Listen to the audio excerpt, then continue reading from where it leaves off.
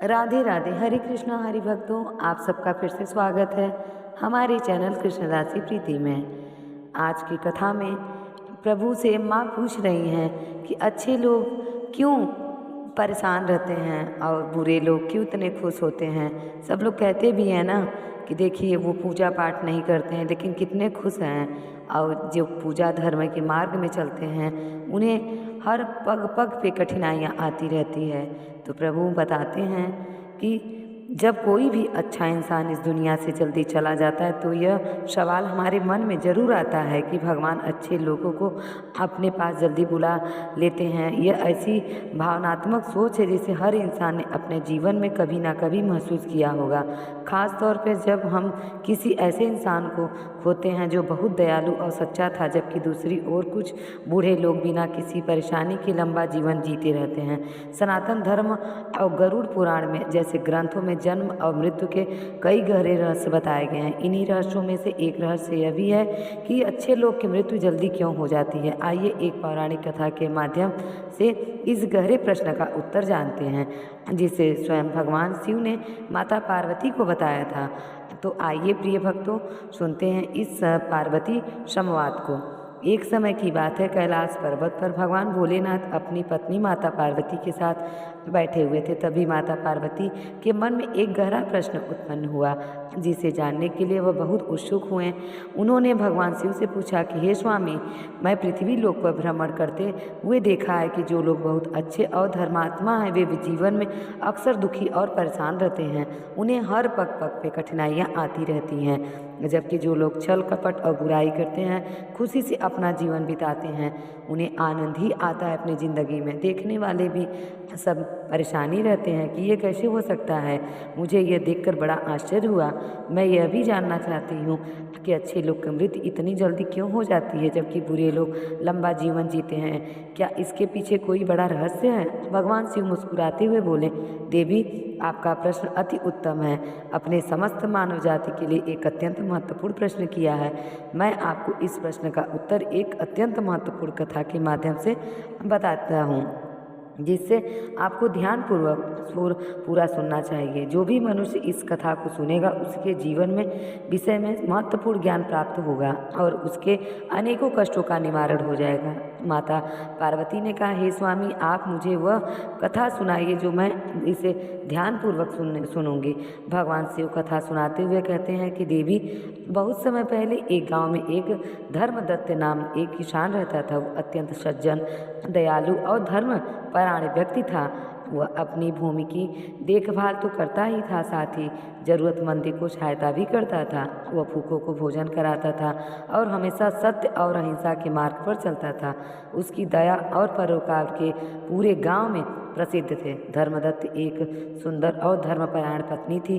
वे दोनों हंसी खुशी जीवन व्यतीत कर रहे थे। एक बार उस गांव में भयंकर सूखा पड़ गया। नदियाँ सूख गई, फसलें सूख गई, मुरझा गईं और लोगों के पास खाने के अन्न भी नहीं था। लोग तरसने लगे एक एक अन्न के लिए। ऐसे कठिन समय में धर्मदत्त ने अपनी सारी जमा पूंजी में अन्न खरीदा और गांव वालों को बांटना शुरू कर दिया। वो बहुत दयालु थे।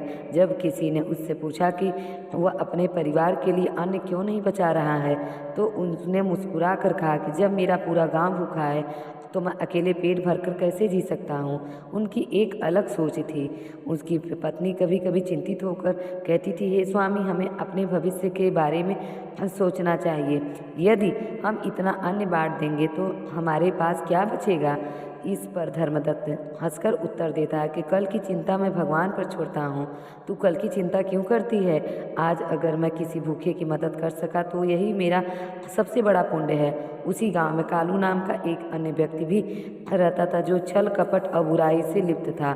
वह लोगों को ठगता था, दूसरों की संपत्ति हड़प लेता था और अपने सुख के लिए किसी को भी अहित करने के लिए नहीं हिचकिचाता था। वो हमेशा दुर्भावना करता रहता था। जब गांव में सूखा पड़ा तो उसे अपने गोदाम में अन्न छिपा कर रख लिया और उसे ऊंचे दामों पर लोगों को बेचना शुरू कर दिया। गरीब लोग भूख से तड़प रहे हैं पर कालू को किसी की कोई परवाह नहीं है। वो तो अपने धंधे में लगा है। और वो अक्सर धर्मदत्त को ताना मारता है, अरे धर्मदत्त, तू तो बड़ा पुण्यात्मा बनता है, देखना तेरी दयनीय वीरता तुझे कहीं का नहीं छोड़ेगी।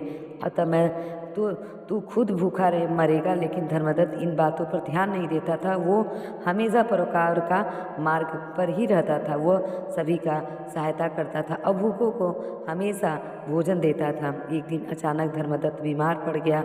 गांव वाले ने उसकी बहुत सेवा की, लेकिन उसकी हालत बिगड़ती गई और आखिरकार वह एक दिन उसे अपने प्राण त्याग दिए। पूरे गांव में शोक की लहर दौड़ गई। लोग कहने लगे, भगवान ने इतने अच्छा इंसान क्यों छीन लिया? धर्मदत्त जैसे सज्जन व्यक्ति की इतनी जल्दी मृत्यु क्यों हो गई, जबकि कालू लोग जैसे भी सुखी जीवन जी रहे हैं? भगवान शिव ने कथा जारी करते हुए कहा कि हे देवी, मृत्यु के बाद जब धर्मदत्त की आत्मा स्वर्ग पहुंची तो उसे यमराज के दरबार में बुलाया गया। धर्मदत्त ने हाथ जोड़कर पूछा कि हे प्रभु, मैंने जीवन भर भलाई की है, फिर भी मेरी मृत्यु इतनी जल्दी क्यों हो गई? वो भी सब भी परेशान थे। पृथ्वी पे भी सब लोग यही कह रहे थे कि ऐसा कैसे हो सकता है। यमराज मुस्कुराते और बोले कि तुम्हारे पिछले जन्म के पुण्य शेष थे, जिन्हें इस जन्म में समाप्त करना आवश्यक था। तुम्हारी भलाई और पुण्य इतने महान थे कि उन पापों का नाश शीघ्र ही हो गया। इसीलिए मैंने तुम्हें जल्दी बुला लिया, ताकि तुम इस संसार के दुखों से मुक्त होकर स्वर्ग के आनंद का अनुभव कर सको। फिर यमराज ने कहा कि रही बात कालू जैसे लोगों की, तो वो भले ही आज सुख भोग रहे हैं, लेकिन वे अपने पुराने पुण्यों का फल भोग रहे हैं। जब उनके पुण्य समाप्त हो जाएंगे तो उनके पाप उन्हें दंड दिलाएंगे। धर्मदत्त की आत्मा भगवान के चरणों में लीन हो गई और उन्हें मोक्ष प्राप्त हुआ। उधर कालू ने लंबा जीवन जिया, लेकिन उनसे कभी भी पुण्य कार्य नहीं किया। उसने अपने जीवन को कई पाप किए थे। गरीबों का शोषण, जरूरतमंदों की मदद ना करना और स्वार्थ के लिए दूसरों का अपमान करना, ये उसके स्वभाव में था। वो कभी भी अच्छा कार्य नहीं किया। उसकी मृत्यु हुई तो उसकी आत्मा यमलोक पहुंची। वहाँ चित्रगुप्त ने उसके जीवन के सारे कर्मों का लेखा जोखा रखा। चित्रगुप्त का बोले, कालू, तुमने पिछले जीवन में अत्यधिक पाप किए हैं। तुम्हारे कर्मों का फल तुम्हें अगले जन्म में भोगना होगा। कालू की आत्मा डर गई और उसने विनती की, क्या कोई रास्ता नहीं है जिससे मैं इन पापों से बच सकूं? चित्रगुप्त के ने गंभीर और स्वर से कहा कि हर आत्मा को अपने स्वर्ग का फल भोगना पड़ता है। अब तुम्हारा नया जीवन इस संसार में प्रारंभ होगा। भगवान शिव ने आगे बताया कि हे देवी, कालू ने अगले जन्म में गोपाल नाम की व्यक्ति के रूप में जन्म लिया। वह एक गरीब परिवार में पैदा हुआ और जन्म से ही उसके जीवन में दुखों की कोई कमी नहीं थी। घर में गरीबी थी, माता पिता बीमार रहते थे और भोजन के लिए उसे दूसरे के खेत में मजदूरी करनी पड़ती थी। जब वह बड़ा हुआ तो उसके कई बार मेहनत करके अपना जीवन सुधारने की कोशिश की, लेकिन हर बार किस्मत के खिलाफ रही। जहाँ वह काम करता वहाँ उसे अपमानित किया जाता, वो लोग उसे धोखा दे देते और कभी कभी तो उसे भूखा भी सोना पड़ता था। एक दिन गांव के अकाल पड़ गया और लोग भूख से तड़पने लगे। गोपाल ने मदद के लिए बहुत कोशिश की, लेकिन कोई भी उसकी सहायता के लिए आगे नहीं आया। ठीक वैसे ही जैसे पिछले जन्म में कालू ने धर्मदत्त और गांव वालों के साथ किया था। उसे याद नहीं था कि उसने पिछले जन्म में कितनी बुराइयां की थी, लेकिन उसके कर्मों का फल उसे एक एक करके मिल रहा है। जब वह लोगों से मदद मांगने जाता तो लोग उसे धक्का देकर भगा देते। जिस तरह वह दूसरों के साथ कठोरता से पेश आता, अब वही व्यवहार उसे सहना पड़ रहा था।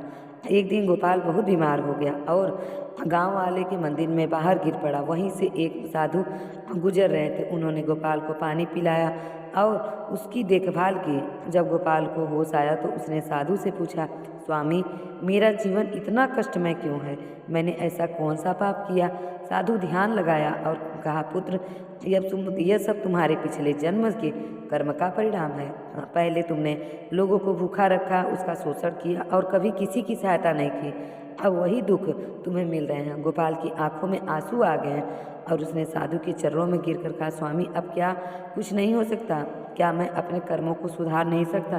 साधु ने उसे समझाया, हर कर्म का प्रभाव होता है, लेकिन सच्चे हृदय से पश्चाताप और सेवा करने से पुराने पापों का बोझ हल्का हो जाता है।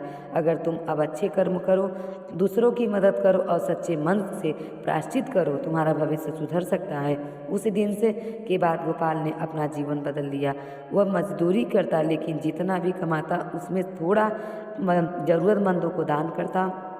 वह बीमारों की सेवा करता, पशुओं की देखभाल करता और हर प्राणी में ईश्वर को देखना लगा। धीरे धीरे उसके जीवन में सुख आना शुरू हो गया। उसके कर्मों के फल बदले में मिलने लगे। जब उसकी मृत्यु हुई तब वह एक संत के रूप में इस संसार को छोड़ कर गया। अगले जन्म में उसे एक पुण्य आत्मा के रूप में जन्म मिला, जहाँ उसने शांति और आनंद का अनुभव किया। भगवान शिव ने अपनी कथा का सार बताते हुए माता पार्वती से कहते हैं कि हे देवी, अच्छे लोग की मृत्यु जल्दी इसलिए हो जाती है क्योंकि वे अपने शेष कर्मों का फल शीघ्र भोगकर इस संसार के दुखों को बंधनों से मुक्त हो जाते हैं। उनके पुण्य इतने महान होते हैं कि वे अपने पाप का प्रायश्चित जल्दी कर लेते हैं, इसीलिए मृत्यु उनके लिए मोक्ष का द्वार बन जाती है, तो उन्हें शीघ्र ही परमात्मा के समीप ले जाती है। वही बुरे लोग अपने पापों के कारण सांसारिक संबंधों में फंसे रहते हैं ताकि वे अपनी बुराइयों के फलों का पूर्ण रूप से भोग सकें। उन्हें अपने बुरे कर्म का हिसाब चुकाने के लिए एक लंबा और कष्टमय जीवन मिलता है, चाहे वह इसी जन्म में हो या अगले जन्म में। कर्म का चक्र अटल है और कोई भी इसे बच नहीं सकता। माता पार्वती ने सिर झुकाकर कहा, हे स्वामी, आज आपने मेरे मन के प्रश्न का समाधान कर दिया है। मुझे समझ में आ गया है कि मृत्यु का समय पुण्य और पापों के संतुलन से तय होता है। अच्छे लोगों की मृत्यु जल्दी होना इस बात का संकेत है कि उनका संसार के बंधनों से मुक्त होने का समय आ गया है। प्रिय भक्तगणों, यह कथा हमें जीवन के कई महत्वपूर्ण सबक सिखाती है। कर्म का नियत अटल है। हर मनुष्य को उसके कर्म के अनुसार ही फल मिलता है। अच्छे कर्म सुख लाते हैं और बुरे कर्म दुख लाते हैं, ये निश्चित है। यह हमेशा सही मार्ग पर चलना सिखाता है। अच्छाई का महत्व, मन की सच्चाई और अच्छाई कभी व्यर्थ नहीं होती। वह पूजा है, उसकी खोज ईश्वर खुद करते हैं।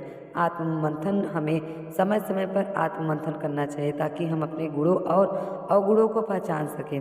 धैर्य और उम्मीद को जिंदगी में चुनौती हर किसी के हिस्से में आती है, लेकिन हमें डगमगाना नहीं चाहिए। ये सोच के कि हमारे जन्म का ही ये भाग है, जो मैंने किया है उसी का मैं प्रायश्चित कर रहा हूँ। श्रम और परिश्रम की सफलता मिलती है। सही सोच, जीत और हार हमारी सोच पर निर्भर करती है।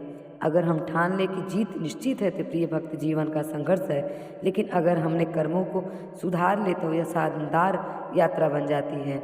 अपने सपनों का अंत ना होने दें और अपने हमेशा हौसला को अपना बुलंद रखें। याद रखें, कोशिश आखिर सांस तक करनी चाहिए। हमेशा धर्म की ही जीत होती है, न्याय की ही जीत होती है। अगर आपने सच्चे मन से अच्छा कर्म किया है, किसी का बुरा नहीं चाहा है, तो आपके साथ अच्छा ही होगा। मंजिल मिले या तजुर्बा, दोनों ही चीज़ें नायाब है। इसीलिए अपने जीवन का व्यर्थ ना जाने दें। अपने परिश्रम को लगातार करते रहिए। कामयाबी आपको एक ना एक दिन अवश्य ही मिलेगी। ये वीडियो थी आज की कथा का। तो ये कथा अगर आपको अच्छी लगी हो तो प्लीज़ ज़्यादा से ज़्यादा लोगों को शेयर करें और हमारे चैनल को सब्सक्राइब करें। राधे राधे।